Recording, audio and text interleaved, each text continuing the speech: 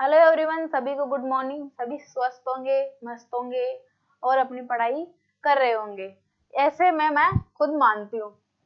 क्या मैं सही मानती हूँ? ये आप खुद ही सोचिए कि मैं सही मानती हूँ। आप पढ़ाई कर रहे होंगे, जरूर पढ़ाई करें, अपनी ईमानदारी से अपना 100% एग्जाम के प्रति दे। इसी श्रृंखला को मैं आगे बढ़ाते हुए आगे अपनी टेस्ट सीरीज पे आती हूँ। हमारा चैप्टर चल रहा था भक्ति और सूफी परंपराएं।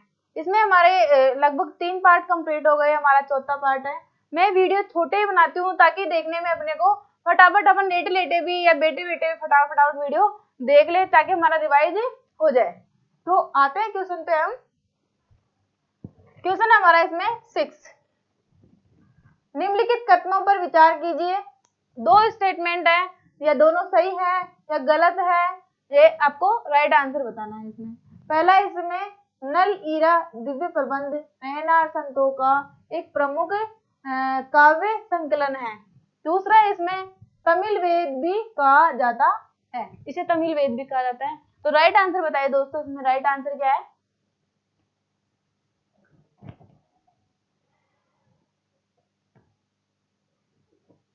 जी हाँ दोस्तों, इसमें राइट आंसर देखते हैं। नल हीरा दिव्य प्रबंध नयनार संतों का एक प्रमुख काव्य है। बिल्कुल गलत है ये नयनार संतों का नहीं है। नल हीरा दिव्य प्रबंध किसका है? अलवार संतों का।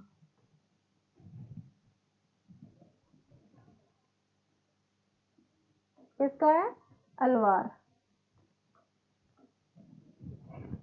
दूसरा है, इसे तमिल वेद भी कहा जाता है। जी बिल्कुल, इसको तमिल वेद भी कहा जाता है। तो हमारा इसमें राइट आंसर पहला गलत हो गया है, तो इसमें पहला बता रहा है, ये तो वैसे ही गलत है।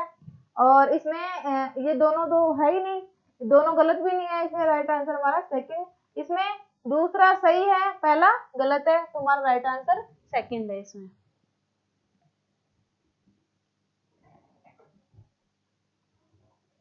ये तो मैंने बता ही दिया अभी कि अलवार संतों का प्रमुख काव्य का संकलन किया गया किसमें? नल हीरा दिव्य प्रबंध में, और जिसमें 12 अलवार संतों की रचनाएं हैं, और इसे तमिल वेद भी कहा जाता है। क्या कहा जाता है? तमिल वेद भी कहा जाता है। किसको? नल हीरा दिव्य प्रबंध में। एक बार नाम भी लिख देती हूँ, ये इंपॉर्टेंट है। नल हीरा दिव्य प्रबंध। अगर आपको वीडियो साफ नहीं दिखे तो बच्चों दोस्त वो इसकी क्वालिटी बढ़ा ले। 260 में नहीं दिखे तो 360 पे अच्छे से आप क्वालिटी बढ़ा के देख सकते हो, क्योंकि आप लोग वैसे भी नेट को खर्च कर देते हो ऐसे ही स्क्रॉल करके, ऐसे ही कॉमेडी की वीडियो देखते देखते। अच्छा है आपके लिए कि आप पढ़ाई की वीडियो देखें, उससे आप कुछ सीखें। नेक्स्ट क्वेश्चन हमारा इसमें 7 क्वेश्चन गुरु नानक के बारे में है। गुरु नानक के बारे में असत्य कथन बताना है हमें। तो क्वेश्चन को हमें ध्यान से पढ़ना है, सत्य है या असत्य है। सबसे पहले हमें क्वेश्चन को ध्यान में अच्छे से रखना है। पहला, इसमें उनका जन्म स्थल मुख्यतः इस्लाम धर्मावलंबी पंजाब का ननकाना गांव, एक ननकाना गांव पंजाब में, जो रावी नदी के पास में स्थित है। इनका जन्म हुआ यहाँ पे। उन्होंने रब की उपासना के लिए एक सरल उपाय बताया, वह था उनका निरंतर संस्मरण और जाप। भगवान का निरंतर संस्मरण करते रहो और उनका नाम जाप करते रहो। तो तीसरी है, उपासना और धार्मिक कार्य के लिए जो जगह नियुक्त की थी उन्होंने, उसे सत्रसाल कहा गया है। चौथा ऑप्शन है दोस्तों इसमें, 5वें गुरु अर्जुन देव ने बाबा गुरु नानक तथा उनके 4 उत्तराधिकारियों बाबा फरीद है, रविदास है जिसको रैदास भी कहते हैं, और ये मीरा के गुरु भी हैं। कबीर की वाणी को भी आदि ग्रंथ साहिब में, इसमें आदि ग्रंथ साहिब में संकलित किया, इनको गुरुबानी कहा जाता है। तो राइट आंसर बताइए इसमें गुरु नानक के बारे में आपको कौन सा असत्य लगता है? सही आंसर बताइए दोस्तों। इसमें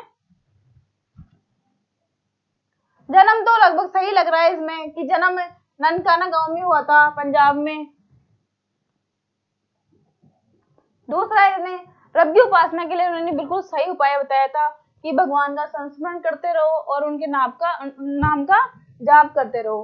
उपासना और धार्मिक कार्य के लिए जो जगह नियुक्त की थी दोस्तों, इसमें सत्र साल इसमें नहीं है, इसमें है धर्मसाल।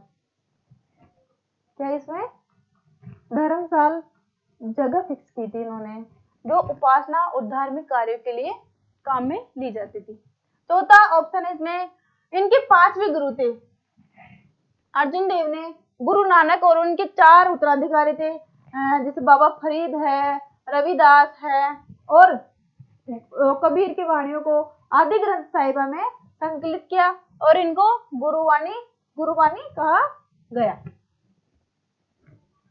स्क्रीनशॉट ले सकते हैं, इसमें बहुत अच्छे फैक्ट है दोस्तों ये। नेक्स्ट क्वेश्चन है हमारे इसमें 8। किस संत ने कामरूप और कूच बिहार में वैष्णव धर्म का परिवर्तन किया? अभी हमने पिछली पार्ट में हमने चर्चा की थी उनकी, वो कौन थे बताइए। पहला है चैतन्य महाप्रभु, दूसरा है इसमें ज्ञानेश्वर, तीसरा है चोखा मेला, और चौथा इसमें शंकरदेव। तो इसमें राइट आंसर बताइए। मैंने बता भी दिया पहले, अगर पहले की क्लास आपने देखी होगी तो आप इसका सही आंसर दे पाओगे। जिसने भी पहले की क्लासें नहीं देखी कृपया करके उनको देखें और अपना सही आंसर दे। तो इसमें राइट आंसर दोस्तों ये भी नहीं है, चैतन्य महाप्रभु भी नहीं है, चोखा मेला भी नहीं है, ज्ञानेश्वर भी नहीं है। इसमें राइट आंसर हमारे शंकरदेव। इन्होंने मतलब कामरूप और कूच बिहार, ये कहाँ पे है? असम, पूर्वी भारत।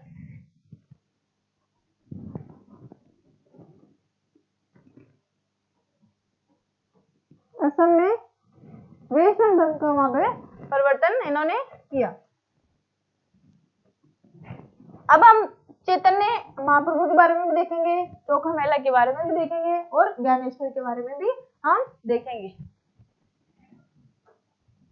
तो इसमें चैतन्य महाप्रभु, पहले चैतन्य महाप्रभु का जन्म 1486 में नदिया नवद्वीप बंगाल में इनका जन्म हुआ। कब हुआ? 1486। इनका बचपन का नाम था नीमाई, वास्तविक नाम है इनका विश्वंभर। क्या नाम है? वास्तविक नाम विश्वंभर, बचपन का नाम है नीमाई। इन्होंने बंगाल में गौड़ीय वैष्णव धर्म की स्थापना की। किसकी की? गौड़ीय वैष्णव धर्म की इन्होंने स्थापना की। इसे मध्य गौड़ीय संप्रदाय और चितन्य और भेदाभेद संप्रदाय भी कहते हैं। और चिंते भेदाभेद संप्रदाय भी इनको कहते हैं। ज्ञानेश्वर महाराष्ट्र में भागवत धर्म की आधारशिला रखी। ज्ञानेश्वर महाराष्ट्र के थे और इन्होंने भागवत धर्म की आधारशिला रखी। और ये वारकरी संप्रदाय में विष्णु का अवतार और मराठी साहित्य का जनक भी माना जाता है। वारकरी संप्रदाय और वारकरी संप्रदाय में विष्णु का अवतार मराठी साहित्य का जनक भी किसको माना जाता है? ज्ञानेश्वर को माना जाता है। और चोखा मेला, ये पिछली बार आरएस में क्वेश्चन आया था। ये दक्षिण भारत में महाराष्ट्र में संत थे चोखा मेला। ये निम्न जाति से थे। किससे संबंधित थे? निम्न जाति से संबंधित थे।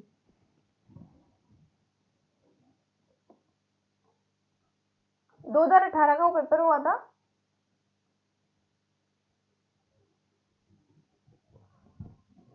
तो चैतन्य महाप्रभु हम दोबारा देखते हैं कि इनका जन्म 1486 में नदिया नवद्वीप बंगाल में हुआ था। बचपन का नाम इनका नीमाई था। विश्वंभर इनका वास्तविक नाम था। बंगाल में गौड़ीय वैष्णव धर्म की इन्होंने स्थापना की। मध्य गौड़ी संप्रदाय और अचितन्य भेदाभेद संप्रदाय भी कहते हैं। ज्ञानेश्वर महाराष्ट्र में भागवत धर्म की इन्होंने आधारशिला रखी। और वारकरी संप्रदाय में विष्णु का अवतार और मराठी साहित्य का जनक इनको माना जाता है। और चोखा मेला किससे संबंधित है? ये निम्न कुल से थे और महाराष्ट्र से संबंधित है। स्क्रीनशॉट ले सकते हैं इसका। और इनमें पूरी संभावना है क्वेश्चन आने की। नेक्स्ट क्वेश्चन है दोस्तों इसमें हमारा 9। सत्य नहीं है, तो इसमें हमें को सत्य असत्य बताना है। मतलब सत्य नहीं है तो क्या है? असत्य बताना है। इसमें कबीर के बारे में है ये कि कबीर निर्गुण ईश्वर के उपासक थे। बिल्कुल, कबीर निर्गुण ईश्वर के उपासक थे। और कई बार क्वेश्चन आंसर, मतलब क्वेश्चन में ही आंसर छिपा होता है। आप इसमें देख के बताना जरा। कबीर की कुछ रचनाएं, जिन्हें उलटभाषी कहते हैं। उल्टी पंक्तियां, उल्टी पंक्तियां, उलटभाषी का अर्थ क्या होता है?